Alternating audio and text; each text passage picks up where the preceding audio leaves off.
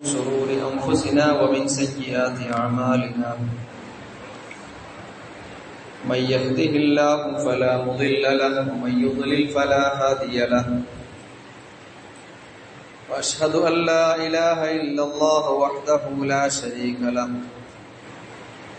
وأشهد أن محمدا عبده ورسوله أرسله بالهدى بشيرا ونذيرا بين يدي الساعة اللهم صل على محمد وعلى أزواجه وذريته كما صليت على آل إبراهيم وبارك على محمد وعلى أزواجه وذريته كما باركت على آل إبراهيم إنك حميد مجيد أما بعد فإن أصدق الحديث كتاب الله وخير الهدي هدي محمد صلى الله عليه وسلم وشر الأمور محدثاتها وكل محدثة بدعة وكل بدعة ضلالة عباد الله أوصيكم وإياي أولا بتقوى الله يا أيها الذين آمنوا اتقوا الله حق تقاته ولا تموتن إلا وأنتم مسلمون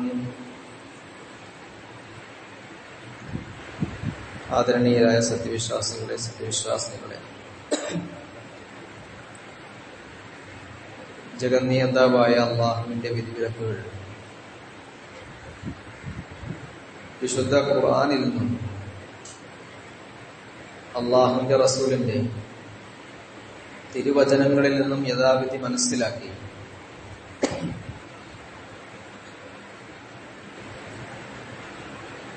തഖ്വയോടുകൂടി നിലകൊള്ളണമെന്ന് എന്നോടും നിങ്ങളോടും ആദ്യം തന്നെ വസിയത്ത് ചെയ്യുകയാണ്. അല്ലാഹു സുബ്ഹാനഹു വ തആല മുത്തഖികളിലും മുഖ്ലിസുകളിലും ഉൾപ്പെടുത്തി നമ്മെ അനുഗ്രഹിക്കുമാറാകട്ടെ.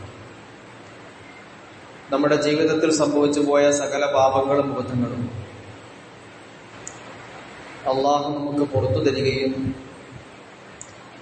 ശേഷിക്കുന്ന ജീവിതം അള്ളാഹുവിന്റെ തൃപ്തിയിൽ കഴിഞ്ഞുകൂടാനുള്ള മഹാഭാഗ്യം അവൻ നമുക്കേവർക്കും നൽകി അനുഗ്രഹിക്കുകയും ചെയ്യുമാറാകട്ടെ.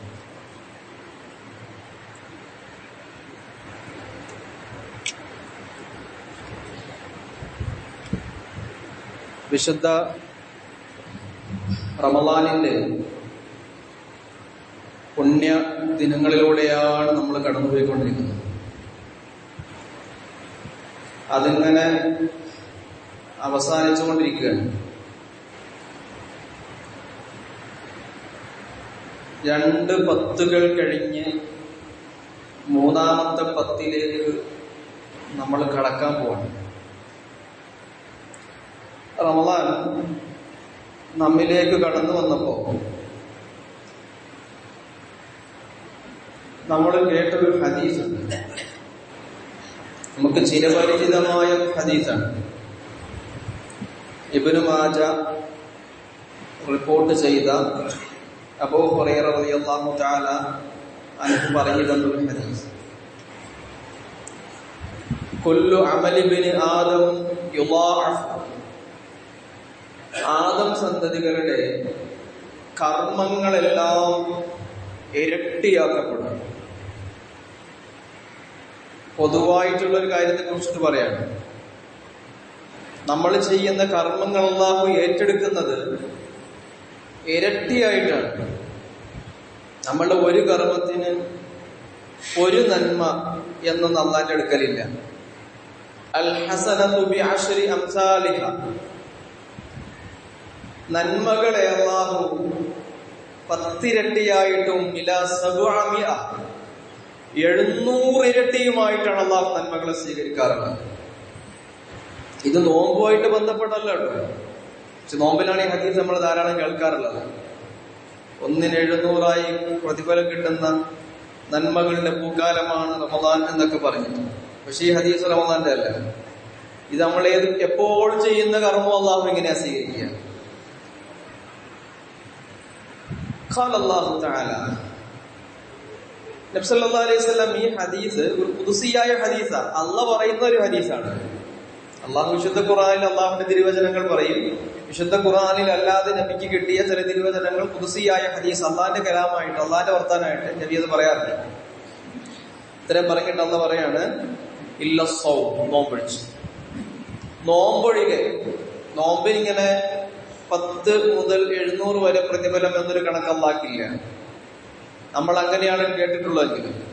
നോമ്പിനോ ഫഇന്നഹു ലീ വഅനാ അജ്സി ബിഹി, അതെനിക്കുള്ളതാണ്, അതിന്റെ പ്രതിഫലം ഞാൻ കൊടുത്തോളാം എന്ന് പറഞ്ഞാൽ അത് 700-നും അപ്പുറത്തേക്ക് അതിന്റെ പ്രതിഫലം പോകുന്നു എന്നാ പറഞ്ഞത്.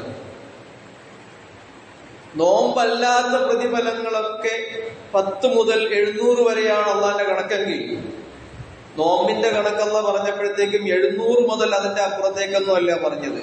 അതിന്റെ കണക്ക് പറയാൻ പറ്റുന്നതാണ്. എന്തുകൊണ്ടാണ്? യദഉ ശഹ്വതഹു വതആമഹു മിൻ അജ്ലി, അവൻ അവന്റെ വൈകാരിക ആവശ്യങ്ങളും ഭക്ഷണവും ഒക്കെ എനിക്ക് വേണ്ടി ഒഴിവാക്കിയവനാണ്. അള്ളാഹ് പറയാണ്, മനുഷ്യൻ അവന്റെ എല്ലാ താല്പര്യങ്ങളും, അവന്റെ ശഹ്വത്തുകൾ, അവന്റെ ദാഹം, വിശപ്പ്, ഇതൊക്കെ എനിക്ക് വേണ്ടി ഒഴിവാക്കിയത്. വലിസ്സായിമി ഫർഹത്താൻ, നോമ്പുകാരൻ അതുകൊണ്ട് തന്നെ 2 സന്തോഷങ്ങളുണ്ട്. ഒന്ന് ഫർഹത്തുൻ ഇൻദ ഫിത്രിഹി, നോമ്പ് തുറക്കുമ്പോഴുള്ള സന്തോഷം.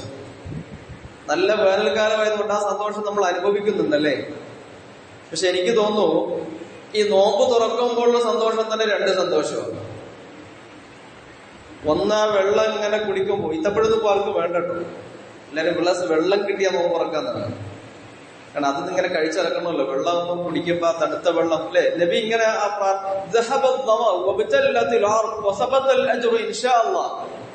പച്ചവെള്ളം കുടിക്കുമ്പോ റസൂൽ സല്ലല്ലാഹു അലൈഹി വസല്ലം പ്രാർത്ഥിച്ചൊരു പ്രാർത്ഥനയാണ്,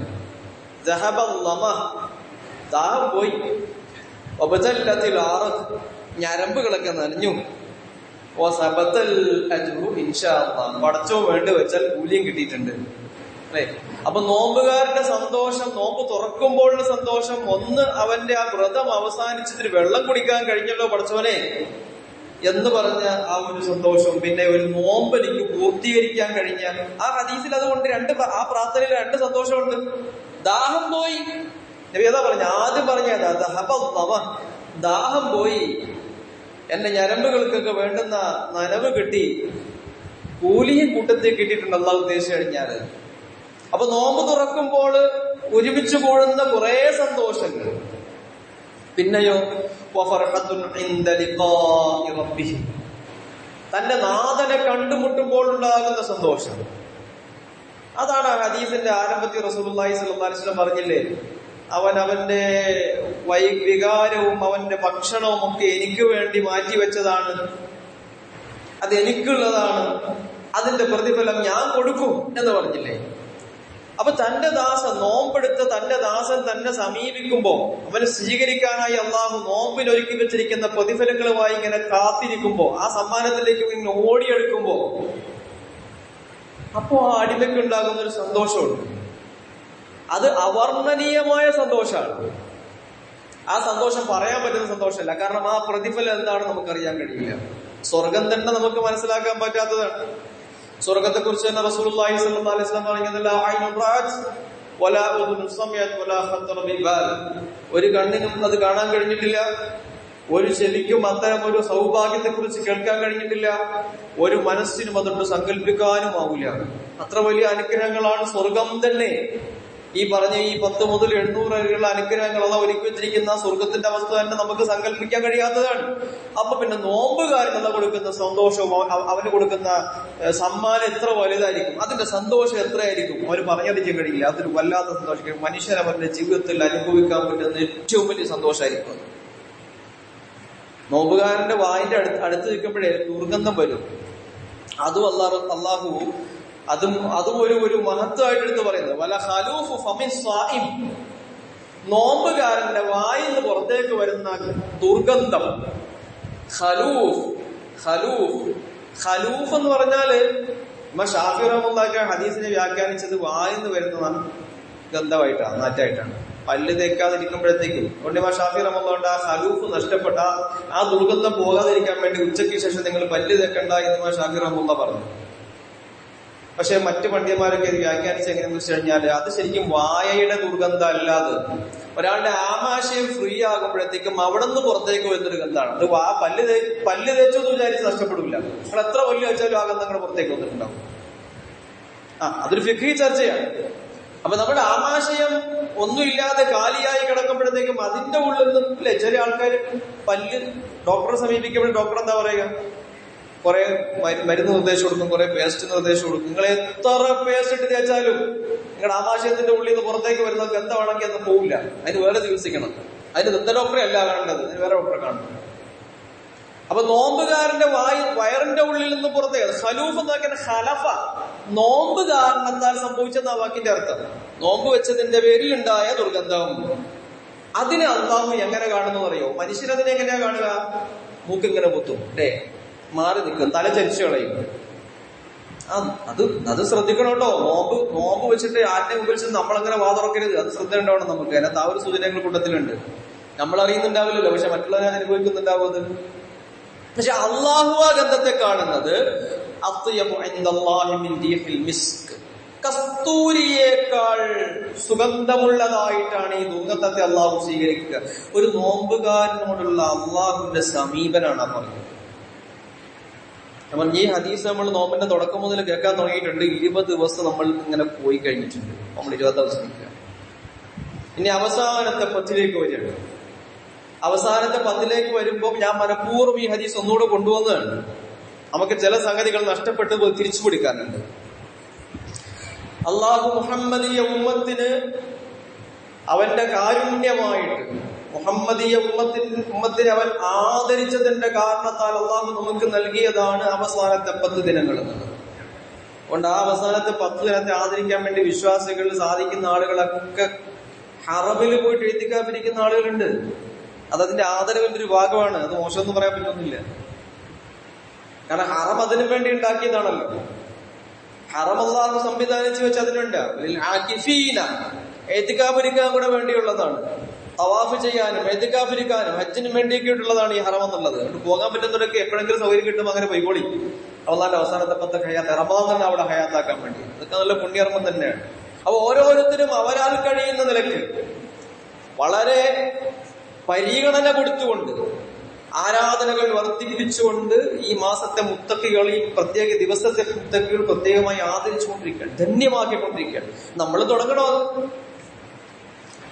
ഈ ഒരു 10 ദിവസത്തിൽ ഏറ്റവും പ്രധാനപ്പെട്ട കർമ്മം എന്താണെന്ന് വെച്ച് കഴിഞ്ഞാൽ എഴുത്തിക്കാഫാണ് ഏറ്റവും പ്രധാനപ്പെട്ട കർമ്മം. നമ്മുടെ നാട്ടിൽ നിന്നും അന്യം നിന്ന് പോയിരിക്കുന്നു എഴുത്തിക്കാഫ്. ഇനി എഴുത്തിക്കാഫ് ഇരിക്കുന്ന ആളുകളോ പള്ളിയില് നമുക്കൊക്കെ ആകെയുള്ള എഴുത്തിക്കാഫ് 27 ലൈലത്തുൽ ഖദ്ർ അന്ന് തന്നെ ഇറങ്ങാവും നമ്മൾ നിർബന്ധം പിടിച്ചിരിക്കുക. അതിന് അപ്പുറത്തും ഇറങ്ങാൻ പാടില്ല, ഇപ്പുറത്തും ഇറങ്ങാൻ പാടില്ല. അതുകൊണ്ടാണ് ആ ഒരു ദിവസം മാത്രം നോക്കി വരുന്നത്. അത് വേറൊരു ചർച്ചയാണ്. എന്താണ് ലൈലത്തുൽ ഖദ്ർ എന്നുള്ള കാര്യം. ഒറ്റയിട്ട രാവുകളിൽ നിങ്ങളത് പ്രതീക്ഷിക്കുക എന്നാണ് റസൂൽ പറഞ്ഞത്. 27 എവിടെയും പറഞ്ഞിട്ടില്ല. പറഞ്ഞ ഹദീസ് ഉണ്ടില്ല എന്നല്ല. അതേപോലെ തന്നെ മറ്റു ഹദീസിൽ 23 പറഞ്ഞിട്ടുണ്ട്, 25 പറഞ്ഞിട്ടുണ്ട്. ഇപ്പൊ കഴിഞ്ഞ ആഴ്ച ഞാൻ പറഞ്ഞ ഖുതുബയിൽ പറഞ്ഞിരുന്നു ഖുർആൻ ഇറങ്ങിയത് റമദാന്റെ 25ാമത്തെ രാത്രിയിലാണ്. ആ 25ാമത്തെ രാത്രിയെ കുറിച്ചിട്ടാണ് ഖുർആൻ ലൈലത്തുൽ ഖദ്രി ഖൈറും മിൻ അൽഫി ശഹർ തനസ്സലുൽ മലായികത്തു വറൂഹു ഫീഹാ ബിഇذن റബ്ബിഹിം കുല്ലി അംർ. ലൈലത്തുൽ ഖദ്ർ 25ാമത്തെ രാത്രിയാണ്. അങ്ങനെ വരുമ്പോ അപ്പൊ റസൂൽ 23 പറഞ്ഞ ഹദീസോ അത് വേറെ ഉണ്ട്, 27 എന്ന് പറഞ്ഞ ഹദീസോ അത് വേറെ ഉണ്ട്. സഹാബികൾ വ്യത്യസ്തമായ സ്വപ്നം കണ്ട് റസൂലിന്റെ അടുക്കൽ വന്നിട്ട് പറഞ്ഞു എന്നാണ്, നബി ഞങ്ങൾ ഇങ്ങനെ കാണുന്നു. റസൂൽ എല്ലാവരുടെ സ്വപ്നം ഇങ്ങനെ കേട്ടു പറഞ്ഞു, ഇതെല്ലാം ഒരു കാര്യത്തിലേക്ക് എത്തുന്നുണ്ട്. ഒറ്റയിട്ട രാവുകൾ തഹറൗ, നിങ്ങൾ അതിനെ കാത്തിരിക്കുക. ഒറ്റ രാവുകൾ 21, 23, 25, 27, 29 അങ്ങനെ കാത്തിരുന്നോളി, എന്നാലേ കിട്ടുള്ളൂ. അല്ല നമ്മൾ ഈ പറഞ്ഞ സമയത്തിന് അള്ളാഹ് ഇങ്ങനെ പിടിച്ചിറക്കി തരുമെന്ന് നിർബന്ധം പിടിക്കേണ്ട ആവശ്യമൊന്നുമില്ല. അങ്ങനെ കിട്ടൂല്ല. പള്ളിയിൽ എഴുത്തിക്കാഫിരിക്കുന്ന ആളുകളെ കുറിച്ച് പറയുമ്പോ ഈ എഴുത്തിക്കാഫിരിക്കാൻ വരുന്ന ആളുകൾ തറാവീഹ് നിസ്കാരം കഴിഞ്ഞാൽ പിന്നെ ഒരൊറ്റ ഉറപ്പാണ്. ശരീരത്തിന് ക്ഷീണമുള്ള ആളുകളുടെ ഉറങ്ങാൻ വേണ്ടി തന്നെ പള്ളിയിൽ എഴുത്തിക്കാഫിന് വരണ്ട. പള്ളിയിൽ എഴുത്തിക്കാഫിന് വരുന്ന ഇബാദത്തിന് പോവാം. ഇബാദത്തിന് നിങ്ങൾ വന്നിരുന്ന് അങ്ങനെ ഉറങ്ങിപ്പോയെങ്കിൽ അള്ളാഹ് നിങ്ങൾക്ക് ഇബാദത്തിന്റെ കൂലി തരും. സാധാരണ രാത്രി ഉറങ്ങാൻ പോകുന്ന ഒരു വിശ്വാസിയെ സംബന്ധിച്ച് റസൂലുള്ളാഹി സ്വല്ലല്ലാഹു അലൈഹി വസല്ലം അവനോട് പറയുന്ന ചില ദിക്റുകളുണ്ടല്ലോ ഹദീസില്. രാത്രി ഒരാൾ സാധാരണ സമയത്ത് ഒരാൾ ഉറങ്ങാണ്, റമദാനൊന്നും അല്ലാത്തപ്പോ തന്റെ വീട്ടിലും തന്റെ ബെഡിലും തന്റെ കിടക്കപ്പായിൽ കിടന്ന് ഒരാൾ ഉറങ്ങാൻ പോകുമ്പോ ദിക്ർ പറഞ്ഞ് നിങ്ങൾ ഉറങ്ങാൻ ശ്രമിക്കൂ. നബി പറയാണ്, ദിക്ർ പറഞ്ഞ് നിങ്ങൾ ഉറങ്ങൂ. അങ്ങനെ ദിക്ർ പറഞ്ഞ് ഇയാൾ ഇങ്ങനെ ഉറക്കത്തിലേക്ക് വഴുതി വീഴുമ്പോ ഇയാളുടെ നന്മകൾ എഴുതിക്കൊണ്ടിരിക്കുന്ന മലക്കുകൾ എഴുത്തു നിർത്തുമെന്നാണ് ഹദീസിലുള്ളത്. അപ്പൊ അള്ളാഹ് മലക്കളോട് ചോദിക്കും, നിങ്ങൾ എന്താ എഴുത്തു നിർത്തിയത്? അത് നിന്റെ അടിമ ഉറങ്ങിപ്പോയി. അപ്പൊ അള്ളാഹ് പറയും, എന്റെ അടിമയെ ഉറക്കിയത് ഞാനാണ്. അവൻ എന്ത് ദിക്റാണോ പറഞ്ഞുകൊണ്ടിരുന്നത് അവൻ ഉറങ്ങി എഴുന്നേക്കുന്നവർ അതിന്റെ പ്രതിഫലം എഴുതിക്കോളി എന്ന് പറയും മലക്കളോട്. കാരണം ഇവന് നിങ്ങൾ ദിക്ർ പറഞ്ഞ് ഉറങ്ങിപ്പോയപ്പോഴത്തേക്ക് അവന്റെ കുറ്റമല്ലല്ലോ എന്ന് പറഞ്ഞതുപോലെ പള്ളിയിൽ ഇബാദത്തിനായി വന്നിരുന്ന് ഇബാദത്ത് ചെയ്ത് ഉറങ്ങിപ്പോയതാണെങ്കിൽ നിങ്ങൾക്ക് അതിന്റെ പ്രതിഫലം കിട്ടും. അല്ല പായും തലേണയായിട്ടും ഒന്ന് ഉറങ്ങാനുള്ള നീയത്തിലാ പള്ളിയിലേക്ക് വന്നെങ്കിൽ പിന്നെ ഈത്തിക്കാഫിന്റെ കൂലി കിട്ടുമായിരിക്കും, പക്ഷെ ഇബാദത്തിന്റെ കൂലി കിട്ടൂല എന്നാണ് ഈ പറഞ്ഞ ഹദീസൊക്കെ മനസ്സിലാവും. ഈത്തിക്കാഫ് യഥാർത്ഥത്തില് അതിന്റെ ലക്ഷ്യം നമ്മൾ മാറ്റണം. എന്തിനു വേണ്ടിയാണ് റസൂലുള്ളാഹി സ്വല്ലല്ലാഹു അലൈഹി വസല്ലം അത് നമുക്ക് കാണിച്ചു തന്നത്? അതിനു വേണ്ടി തന്നെ. അപ്പൊ ഈത്തിക്കാഫ് വരുന്ന ആൾക്കാർ തറാവീഹ് നിസ്കരിക്കുന്നു, പിന്നെ കുറച്ച് കഴിയുമ്പോഴത്തേക്ക് തഹജ്ജുദ് നിസ്കരിക്കുന്ന കാണാം. ഈ പള്ളിയിലെ പിന്നെ തറാവീഹിനെ കുറിച്ച് പറഞ്ഞു വരുമ്പോ അത് തന്നെ വേറൊരു കോലക്കെട്ടാണ്. ഞാനിപ്പോ താമസിക്കുന്ന നാട്ടിലുള്ള മുഴുവൻ പള്ളികളിലും തറാവീഹിന് പോയി നോക്കി. ഒരു പള്ളിയിലുണ്ട് 8:30 തറാവീഹ് ഇശാ നിസ്കാരം തുടങ്ങിയിട്ട് 9:20 വിത്തറടക്കം കഴിഞ്ഞിട്ടുണ്ട്. മറ്റൊരു പള്ളിയിൽ പോയി, അവിടെ ഖുർആൻ സത്തം തീർക്കലാണത്രേ. ഓതുന്ന ഏതെങ്കിലും കലിമത്ത ഇമാമിന് അറിയാമോ എന്ന് ചോദിച്ചു കഴിഞ്ഞാൽ അതുപോലെ മനസ്സിലാവുന്നില്ല. 2ാമത്തെ റക്അത്തിൽ കൈവിട്ടിട്ട് ഞാൻ ആ പള്ളിയിൽ നിന്ന് ഇറങ്ങിപ്പോയി. ഞാൻ അഹങ്കാരം എന്ന് പറയല്ല, അല്ലെ കുറ്റപ്പെടുത്താൻ വേണ്ടി പറയല്ല, ദുരവസ്ഥ പറഞ്ഞതാണ്. എന്തോ ഒരു ചടങ്ങ് തീർക്കൽ പോലെ തറാവീഹ് നിസ്കാരം ഒരു ചടങ്ങായി മാറിയിരിക്കുന്നു, ഒരു കോലങ്കെട്ടലായി മാറിയിരിക്കുന്നു. എന്തിനാണ് അല്ലാഹുവിന്റെ റസൂൽ തറാവീഹ് പരിചയപ്പെടുത്തി തന്നത്? റസൂലുള്ളാഹി സ്വല്ലല്ലാഹു അലൈഹി വസല്ലം നമുക്ക് പരിചയപ്പെടുത്തി തന്ന തറാവീഹ് വിശുദ്ധ ഖുർആന്റെ പാരായണത്തിന് വേണ്ടിയിട്ടുള്ളതാണ്, ദീർഘമായ നിസ്കാരത്തിന് വേണ്ടിയിട്ടാണ്. അഫ്ളലുസ് സ്വലാത്തി തൂലുൽ ഖുനൂത്ത്. അല്ലാഹുവിന്റെ റസൂൽ പറയുന്ന ഒരു ഹദീസാണ്, സ്വഹീഹായ ഹദീസ്. ഏറ്റവും ഉത്തമമായ നിസ്കാരം ഏതെന്നറിയോ? അത് തൂലുൽ ഖുനൂത്ത്, ഏറ്റവും ദീർഘമായി നിന്ന് നിസ്കരിക്കുന്ന നിസ്കാരമാണ്. ഏറ്റവും ദീർഘമായി നിന്ന് നിസ്കരിക്കുക. ഫാത്തിഹ ബിസ്മി അങ്ങോട്ട് തുടങ്ങും. ഹനഫി പള്ളിയാണല്ലോ, ബിസ്മി വേണ്ട. അൽഹംദുലില്ലാഹ് സ്റ്റാർട്ട് ചെയ്യുന്നു, പിന്നെ ഒരൊറ്റ പോക്കാണ്, നോൺ സ്റ്റോപ്പ്. അവിടുന്ന് പിന്നെ അങ്ങോട്ട് അനന്തറേന്റെ താഴത്തേക്കുള്ള ചെറിയ സൂറത്ത് പിടിക്കും ഒറ്റ ശ്വാസത്തിൽ. ഇതെന്ത് നിസ്കാര കൂട്ടരെ? ഇതാണോ അല്ലാഹുവിന്റെ റസൂൽ പരിചയപ്പെടുത്തുന്ന നിസ്കാരം? 20 എണ്ണം തീർക്കലാണോ അല്ലാഹുക്ക് വേണ്ടത്? നമ്മൾ കുറെ ഓതിയെന്ന് അല്ലാഹുവിനെ കാണിക്കലാണോ വേണ്ടത്? അതുകൊണ്ട് അവസാനത്തെ 10 വരുമ്പോഴെങ്കിലും തറാവീഹുകൾക്കൊന്നും മാറ്റം ഉണ്ടാവണം. അത് മാറിയേ പറ്റൂ. നമ്മളാണ് മാറ്റേണ്ടത്, വേറെ ആരും മാറ്റാനില്ല, നമ്മളാണ് മാറ്റേണ്ടത്. ദീർഘമായ ഖിയാമുകളും ദീർഘമായ റുകൂഉകളും ദീർഘമായ സുജൂദുകളും ഒക്കെ ഉണ്ടാവണം നിസ്കാരത്തിൽ. ഏറ്റവും ചുരുങ്ങിയ തറാവീഹ് നിസ്കാരത്തിൽ ഒരു ജുസ് എങ്കിലും ഓതണം. അത് ഒരു ജുസ് തീർക്കാൻ വേണ്ടിയിട്ടല്ല, അത്രയും ദൈർഘ്യം നിസ്കാരത്തിന് ഉണ്ടാവാൻ വേണ്ടിയിട്ടാണ്. സഹാബികളുടെ തറാവീഹ് നിസ്കാരം അങ്ങനെയായിരുന്നു. റസൂലുള്ളാഹി സ്വല്ലല്ലാഹു അലൈഹി വസല്ലമിന്റെ കൂടെ തറാവീഹ് നിസ്കരിച്ച കഥ സഹാബത്ത് അനുസ്മരിക്കുന്നുണ്ട്. പിന്നീട് അള്ളാന്റെ റസൂലിന്റെ കൂട്ടത്തിൽ ഞങ്ങൾ തറാവീഹ് നിസ്കരിക്കാൻ നിൽക്കും, അവസാനം ഞങ്ങൾക്ക് ഭയമാകും അത്താഴം കഴിക്കാൻ സമയം കിട്ടുമോ എന്ന്. അത്താഴം കഴിക്കാൻ സമയം കിട്ടുമോ എന്ന് ഞങ്ങൾ പേടിക്കുന്നത്ര റസൂൽ ഇങ്ങനെ നിസ്കാരം നീട്ടിക്കൊണ്ടുപോകും. നമ്മൾ ഫത്വ പറയാൻ നിൽക്കുക, പിന്നെ വയസ്സന്മാരൊക്കെ നിൽക്കുന്നിടത്തോട് പെട്ടെന്ന് നിസ്കാരം തീർക്കണം അത്രേ. ഇത് ഫർദ് നിസ്കാരമല്ല സുഹൃത്തുക്കളെ. ഫർദ് നിസ്കാരത്തിലാണ് നിങ്ങൾ ഈ പറയുന്ന നിയമം ശരിയാണ്, പെട്ടെന്ന് തീർക്കണം. കാരണം കരയുന്ന കുട്ടികളുണ്ടാവും, പെണ്ണുങ്ങളുണ്ടാവും, അല്ലെ? ഇത് സുന്നത്താണല്ലോ. ഇതിന്റെ ജമാഅത്തിനൊരു കൂലിയൊന്നും ഇല്ല കേട്ടോ, നിങ്ങളെ മനസ്സിലാക്കല്. തറാവീഹ് നിസ്കാരം ജമാഅത്തിനൊരു കൂലിയില്ല, ജമാഅത്തിന്റെ കൂലിയില്ല. ജമാഅത്തിന്റെ കൂലിയുള്ള ഫർദ് നിസ്കാരത്തിനാണ്. ഞാൻ വെറുതെ പറയല്ല, തെളിവുകളുടെ അടിസ്ഥാനത്തിൽ തന്നെയാണ്. തറാവീഹ് നിസ്കാരം ജമാഅത്തായി അനുവദിക്കപ്പെട്ടിട്ടുണ്ടെന്ന് മാത്രമേ ഉള്ളൂ. സുന്നത്തായ നിസ്കാരങ്ങളിൽ തറാവീഹ് നിസ്കാരം ജമാഅത്ത് അനുവദിക്കപ്പെട്ടിട്ടുണ്ടെന്ന് മാത്രമേ ഉള്ളൂ. ഷാഫിന്റെ കൗലും കൂടി കേൾക്കണോ? നിങ്ങൾക്ക് ഒറ്റയ്ക്ക് വീട്ടിൽ കൂടുതൽ ഓതി നിസ്കരിക്കാൻ കഴിയുമെങ്കിൽ അതാണ് നല്ലത്. ഒറ്റയ്ക്ക് നിങ്ങളുടെ വീട്ടിൽ കൂടുതൽ ഓതി തറാവീഹ് നിസ്കരിക്കാൻ കഴിയുമെങ്കിൽ അതാണ് നല്ലത്. തറാവീഹ് നമ്മളെ പഠിപ്പിച്ചത് ഉമർ ഇബ്നുൽ ഖത്താബ് റളിയല്ലാഹു തആല ആണ്. റസൂലുള്ളാഹി സ്വല്ലല്ലാഹു അലൈഹി വസല്ലം തുടങ്ങിയതാണ്. പക്ഷെ അതിനെ ജമാഅത്തിന്റെ സംവിധാനത്തിലേക്ക് കൊണ്ടുവരുന്ന ഉമർ റളിയല്ലാഹു അൻഹു വ്യവസ്ഥാപിതമായിട്ട് മദീനത്തെ പള്ളിയിൽ ആളുകൾ ഒറ്റയ്ക്കും പൊട്ടയ്ക്കും 2-3 ജമാഅത്തും ഒക്കെ ആയിട്ട് അവിടെ ഇവിടെയൊക്കെ തറാവീഹ് നിസ്കരിക്കുന്ന കണ്ടപ്പോ ഉമർ റളിയല്ലാഹു തആല ഈ ആളുകളെ ഒറ്റ ഇമാമിന്റെ പിന്നിൽ ഒരുമിച്ച് കൂട്ടി. അങ്ങനെ ആ ഇമാം ഈ ആളുകളെ കൊണ്ടൊക്കെ നിസ്കരിച്ചിട്ടു ഉമർ റളിയല്ലാഹു അവരെ നോക്കിയിട്ട് പറഞ്ഞു, ഈ ആളുകളൊക്കെ ഈ സമയത്ത് പോയി കിടന്നുറങ്ങിയിട്ട് തഹജ്ജുദിന്റെ സമയത്ത് തറാവീഹ് നിസ്കരിച്ചിരുന്നെങ്കിൽ എത്ര നന്നായിരുന്നു. ഉമറിന്റെ കൗലാണ്. തറാവീഹിന് സംവിധാനം ഉണ്ടാക്കി കൊടുത്ത് ഉമർ റളിയല്ലാഹു അൻഹു പറഞ്ഞ വാക്ക്. ഉമർ ആ ജമാഅത്തിന് കൂടിയില്ല. ഉമർ സാധാരണ താൻ നിസ്കരിക്കാറുള്ളത് പോലെ വീട്ടിൽ പോയി ഒറ്റയ്ക്ക് നിസ്കരിച്ചിട്ടുണ്ടാണ്. നാളെ പോലെ പള്ളി ആള് വരണമെന്ന് രീതിക്ക് ഞാൻ പറഞ്ഞതല്ല, ചിലത് മാറ്റം വരേണ്ടത് കൊണ്ടാണ്. അതുകൊണ്ട് ഈ അവസാനത്തെ 10-ലെങ്കിലും ഖുർആനുമായിട്ട് ബന്ധം ഉണ്ടാക്കണം, ഖുർആനുമായിട്ട് ബന്ധം സുദൃഢമാക്കണം. ഖുർആൻ നന്നായി നമ്മൾ പാരായണം ചെയ്യട്ടെ. ഞാൻ എന്നിപ്പോ നിങ്ങളോട് ചോദിച്ചാൽ ഇതുവരെ നിങ്ങൾ എത്ര ജുസ് തീർത്തു എന്ന് ചോദിച്ചു കഴിഞ്ഞാൽ 20ാമത്തെ നോമ്പെത്തി നിൽക്കുമ്പോഴത്തേക്കും 20 ജുസ് എങ്കിലും ഖുർആൻ ഓതിയ ആളുകൾ എന്റെ മുമ്പിൽ എത്ര പേരുണ്ടെന്ന് കൈവെക്കാൻ പറഞ്ഞാല് പകുതി ആളുകൾ പോലും കൈവെക്കില്ല എന്ന് എനിക്കറിയാം. ഞാൻ കുറ്റപ്പെടുത്താൻ പറയുകയില്ല, സമുദായത്തിന്റെ ദുരവസ്ഥ ഓർത്തിട്ട് പറഞ്ഞു പോവുകയാണ്. ഖുർആന്റെ പാരായണം ഒഴിവാക്കാനുള്ള നവോത്ഥാനം തലയ്ക്ക് കയറിയപ്പോഴത്തേക്കും നമ്മൾ ആദ്യം ഒഴിവാക്കിയത് ഖുർആനിന്റെ പാരായണമാണ്. പഠനം നടക്കട്ടെ, വേണ്ടാമല്ല. പക്ഷെ അതിനേക്കാൾ ആദ്യം ഉണ്ടാവേണ്ടത് യത്ലു അലൈഹിം ആയാതിഹി വയുസക്കീഹിം വയുഅല്ലിമുഹുൽ കിതാബ വൽ ഹിക്മ. അല്ലാഹുവിന്റെ റസൂൽ സമുദായത്തെ ഖുർആൻ പഠിപ്പിച്ചത് എങ്ങനെയാണെന്ന് വിശുദ്ധ ഖുർആൻ പറഞ്ഞു തരുന്നുണ്ട്. യത്ലു അലൈഹിം ആയാതിഹി, നബി ആദ്യം ഓതുകയായിരുന്നു. ഖുർആൻ അല്ലാഹുവിന്റെ റസൂൽ ജനങ്ങൾക്ക് മുമ്പാകെ ഇങ്ങനെ ഓതി കേൾപ്പിക്കുകയായിരുന്നു. സഹാബികൾ പല ആളുകളും പറയും റസൂലുള്ളാഹി സ്വല്ലല്ലാഹു അലൈഹി വസല്ലം നാവിൽ എന്നും ഉണ്ടായിരുന്ന ഖുർആൻ. നബി ഞങ്ങൾ ഖുർആൻ ഇങ്ങനെ ഓതി തന്നുകൊണ്ടേയിരിക്കും. നബി ജനാബത്തുകാരനല്ലാത്തപ്പോഴൊക്കെയും വലിയ അശുദ്ധിക്കാരനല്ലാത്തപ്പോഴൊക്കെയും റസൂൽ ഏറ്റവും കൂടുതൽ ചെയ്യാറുണ്ടായിരുന്നു ഖുർആൻ ഇങ്ങനെ പാരായണം ചെയ്യുക എന്നുള്ള ഖുർആനിന്റെ ജീവിതം. അതുകൊണ്ടല്ലേ ആയിഷ സിദ്ദീഖ റളിയല്ലാഹു തആല അൻഹയോട് കൈഫ കാന ഖുലുഖുൻ നബി സ്വല്ലല്ലാഹു അലൈഹി വസല്ലം, എങ്ങനെയായിരുന്നു റസൂലിന്റെ സ്വഭാവം എന്ന് ചോദിച്ചപ്പോ ആയിഷ റളിയല്ലാഹു തആല പറഞ്ഞു, അമാ ഖറഅത്തുൽ ഖുർആന, നീ ഖുർആൻ ഓതാറില്ലേ? ദാക ഖുലുഖുഹു, അതായിരുന്നു റസൂലിന്റെ സ്വഭാവം. ഖുർആൻ അപ്പാടെ ജീവിതത്തിലേക്ക് പകർത്തിയ പ്രവാചകൻ. അപ്പൊ ആദ്യം നമുക്ക് ഉണ്ടാവേണ്ട ഖുർആന്റെ പാരായണമാണ്. പിന്നെയാകട്ടെ ബാക്കി പഠനമൊക്കെ. അപ്പൊ പഠനം വേണം, പിന്നെ ചിന്ത വേണം, തദബ്ബുർ വേണം. അഫലാ യതദബ്ബറൂനൽ ഖുർആന, ഖുർആൻ അള്ളാഹു നമ്മുടെ മുമ്പിൽ സമർപ്പിച്ചിട്ട് ഓതാൻ പറഞ്ഞു, ചിന്തിക്കാൻ പറഞ്ഞു, അത് ജീവിതത്തിൽ പ്രാവർത്തികമാക്കാൻ പറഞ്ഞു. ഇതൊക്കെ ഉണ്ട്. പള്ളിയിലേക്ക് വരുന്ന ആളുകൾ പോലും ഇന്ന് അലസ സംഭാഷണത്തിലാണ്. പണ്ടൊക്കെ നമ്മുടെ ചില പള്ളിയിൽ ഇങ്ങനെ ദുനീവിയായ സംഭാഷണം പാടില്ല, പള്ളിയിൽ സംസാരം പാടില്ല. ഏതോ മഹത്തുക്കൾക്ക് നല്ല ബുദ്ധി തോന്നി എഴുതി വെച്ചതെന്ന് എനിക്കിപ്പോ തോന്നാറുള്ളത്. ഒരു കാലത്ത് ഞാൻ വിമർശിച്ചിട്ടുണ്ടായിരുന്നു, പള്ളി പിന്നെ വേറെന്താ പറയേണ്ടത്.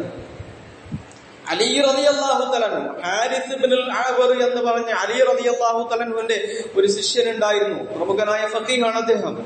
അദ്ദേഹം പറഞ്ഞു, ഞാനൊരിക്കൽ പള്ളിയിലൂടെ ഇങ്ങനെ നടന്നു പോകുമ്പോൾ ആളുകളുണ്ട് ഇങ്ങനെ സംസാരിച്ചു കൊണ്ടിരിക്കാൻ, പള്ളിയിൽ നിന്ന് വർത്താനം പറഞ്ഞുകൊണ്ടിരിക്കുകയാണ്.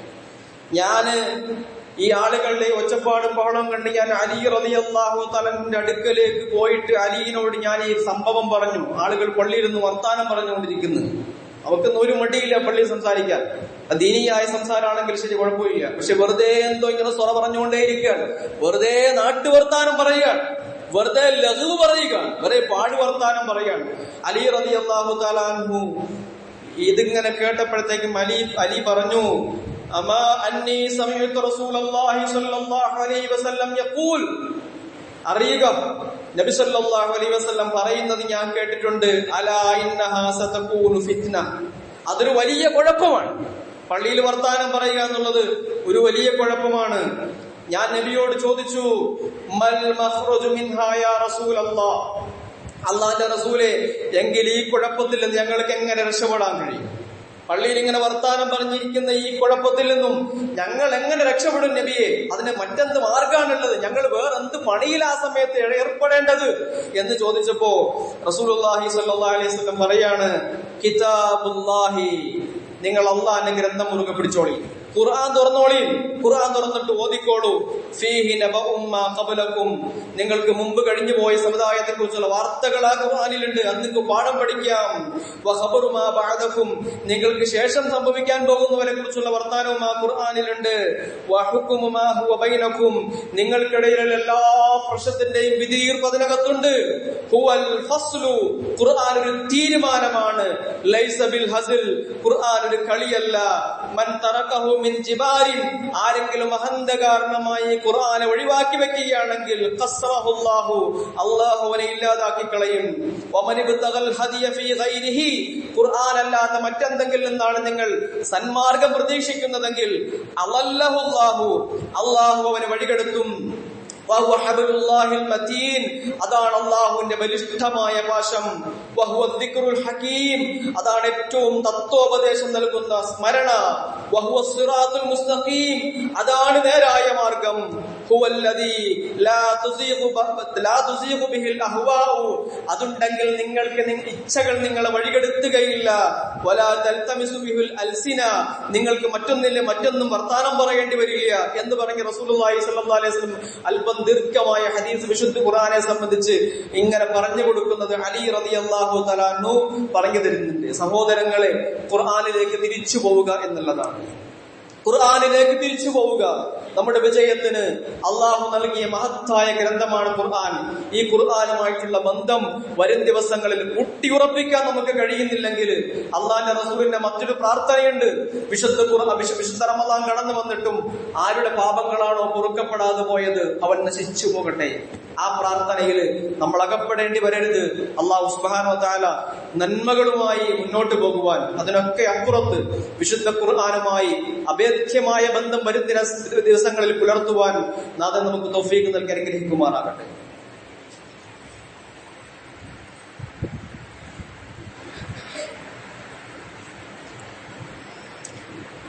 അൽഹംദുലില്ലാഹി റബ്ബിൽ ആലമീൻ വസല്ലല്ലാഹു വസല്ലം അലാ മുഹമ്മദിൻ വആലിഹി വസഹ്ബിഹി അജ്മഈൻ. യാ അയ്യുഹല്ലദീന ആമനൂ തഖുല്ലാഹ ഹഖ്ക തുഖാതിഹി വലാ തമൂതുന്ന ഇല്ലാ വഅൻതും മുസ്ലിമൂൻ. ബഹുമാനികളായ സഹോദരങ്ങളെ, സഹോദരിമാരെ, അല്ലാഹുവിനെ സൂക്ഷിച്ച് ജീവിക്കുക. ജീവിതത്തിൽ തഖ്വയും ഇഖ്ലാസും മുറുകെ പിടിക്കുക. അല്ലാഹു സുബ്ഹാനഹു വ തആല മുത്തഖികളിലും മുഖ്ലിസുകളിലും ഉൾപ്പെടുത്തി നമ്മെ അനുഗ്രഹിക്കുമാറാകട്ടെ. സഹോദരങ്ങളെ, സത്യവിശ്വാസികളെ, നിസ്കാരം റമളാൻ മാസത്തിൽ ഏറ്റവും ശ്രേഷ്ഠമായൊരു സംഗതിയാണ്. അതുകൊണ്ടാണ് നമ്മൾ തറാവീഹ് നിസ്കരിക്കുന്നത്. തറാവീഹ് കഴിഞ്ഞാൽ പിന്നെ നിസ്കരിക്കാൻ പറ്റുമോ എന്നുള്ള സംശയമൊക്കെ പല ആളുകൾ പലപ്പോഴായിട്ടൊക്കെ ഉന്നയിക്കാറുണ്ട്. വിത്ർ കഴിഞ്ഞാൽ പിന്നെ നിസ്കരിക്കാൻ പറ്റുമോ? തറാവീഹിന്റെ എണ്ണം കൂടുന്ന കൊണ്ട് പ്രശ്നമുണ്ടോ? അങ്ങനൊന്നുമില്ല. നിങ്ങൾക്ക് എത്ര വേണമെങ്കിലും നിസ്കരിച്ചു കൊണ്ടിരിക്കാം. റസൂലുള്ളാഹി സ്വല്ലല്ലാഹു അലൈഹി വസല്ലം നിസ്കരിച്ചതായി പ്രാമാണികമായ ഹദീസുകളിൽ വന്നിട്ടുള്ള പല എണ്ണങ്ങളൊക്കെ ഉണ്ട്. 8 ഉണ്ട്, 20 ഉണ്ട്, 40 ഉണ്ട്. അതിന്റെ അർത്ഥം എന്താന്ന് വെച്ച് കഴിഞ്ഞാൽ, പിന്നെ ആയിഷ റളിയല്ലാഹു തആല അൻഹയുടെ ഹദീസ് കൂടെ കൂട്ടിയിട്ടാണ് 8ന് പ്രാമുഖ്യം നൽകിയിട്ടുള്ളത്. 8 കഴിഞ്ഞാൽ പിന്നെ നിസ്കരിക്കാൻ പാടില്ല എന്നിവിടെ പറഞ്ഞിട്ടില്ല.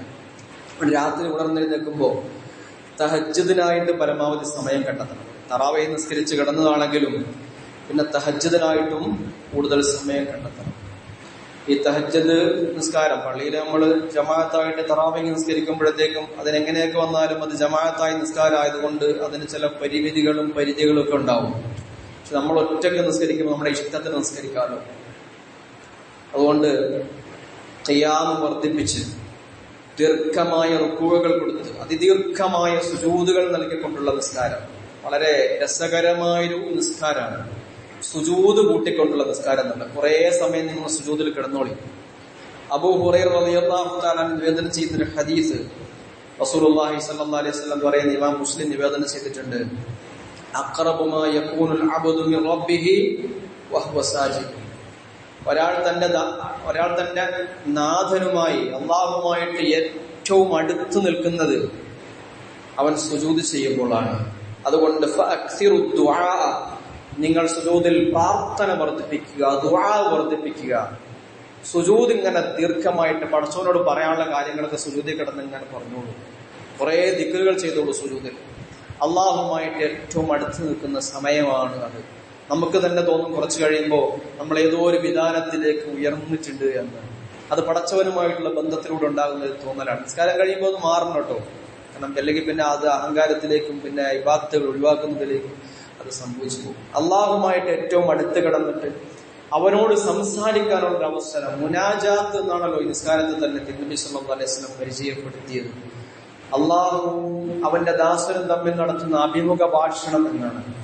മെഹറാജാണ് എന്നൊരു ഹദീസിൽ കാണാം നിസ്കാരത്തെ കുറിച്ച് പറയുന്നത്. റസൂലുള്ളാഹി സ്വല്ലല്ലാഹു അലൈഹി വസല്ലം അള്ളാഹുവിനെ കാണാൻ പോയ മെഹറാജ് പോലെ ഒരു വിശ്വാസിയുടെ മെഹറാജാണ് നിസ്കാരം. ആ മെഹറാജിൽ ഏറ്റവും സംഭവിക്കുന്ന സുജൂദിലാണ്.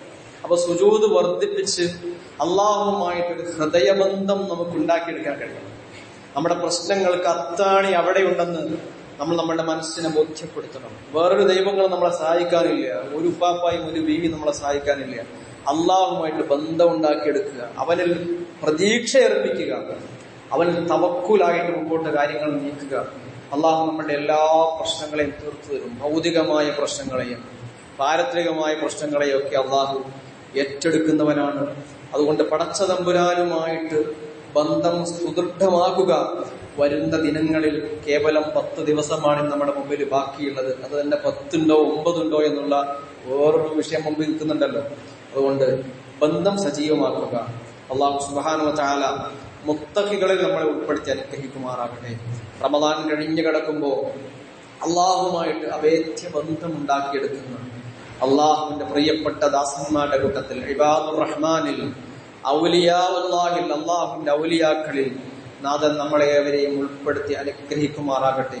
നമ്മുടെ പാപങ്ങളൊക്കെ അള്ളാഹു ഈ റമദാൻ കഴിയുമ്പോഴേക്കും എല്ലാം പുറത്തു തരുമാറാകട്ടെ. കാരുണ്യവാനായ നാഥ, അനേകം പാപങ്ങൾ ഞങ്ങൾ ചെയ്തു പോയിട്ടുണ്ട്. റമദാൻ വന്നിട്ടും ഞങ്ങൾക്ക് ഇതിന്റെ ദിനരാത്രങ്ങളും ഇതിന്റെ സമയങ്ങളും ഒന്നും ഞങ്ങൾക്ക് വേണ്ടുന്നതും ഉപയോഗപ്പെടുത്താൻ കഴിഞ്ഞിട്ടില്ല. പിശാചിനെ നീ കൂട്ടിയിട്ടിരിക്കുകയാണെന്ന് നിന്റെ പ്രവാചകൻ സല്ലല്ലാഹു അലൈഹി വസല്ലം ഞങ്ങളോട് പറഞ്ഞിട്ടുണ്ട്. പക്ഷെ ഞങ്ങൾക്ക് ഞങ്ങളുടെ നഫ്സുകളെ നിയന്ത്രിക്കാൻ പറ്റുന്നില്ല, ഇച്ഛകളെ നിയന്ത്രിക്കാൻ പറ്റുന്നില്ല. അള്ളാഹുവേ, ഞങ്ങളുടെ ഇച്ഛകളെ നിയന്ത്രിക്കാൻ നീ ഞങ്ങൾക്ക് തുണയാകണേ നാഥ. അള്ളാഹു, ഞങ്ങളുടെ മക്കൾ പരീക്ഷക്കാലത്താണ്. എല്ലാവർക്കും നീ നല്ല വിജയം നൽകി അനുഗ്രഹിക്കണമേ അള്ളാഹുവേ. ഞങ്ങളുടെ കച്ചവടക്കാരെ സഹായിക്കണേ അള്ളാഹുവേ. തൊഴിലാളികളെ സഹായിക്കണേ അള്ളാഹുവേ. മാനസികമായും ശാരീരികമായും പല വ്യതകളും പേറിയാണ് പലരും ജീവിക്കുന്നത്. എല്ലാവരുടെ എല്ലാ വേപതവും പ്രയാസങ്ങളും നിനക്കറിയാം നാഥ. നീ എല്ലാ ബുദ്ധിമുട്ടും തീർത്തു കൊടുത്ത് അവരെ അനുഗ്രഹിക്കണേ നാഥ. ഗസയിലെ ഞങ്ങളുടെ സഹോദരങ്ങൾ വല്ലാത്ത പ്രയാസത്തിൽ വീണ്ടും അകപ്പെട്ടിരിക്കുകയാണ്. അള്ളാഹുവേ, നീ അവരെ സഹായിക്കണേ നാഥ.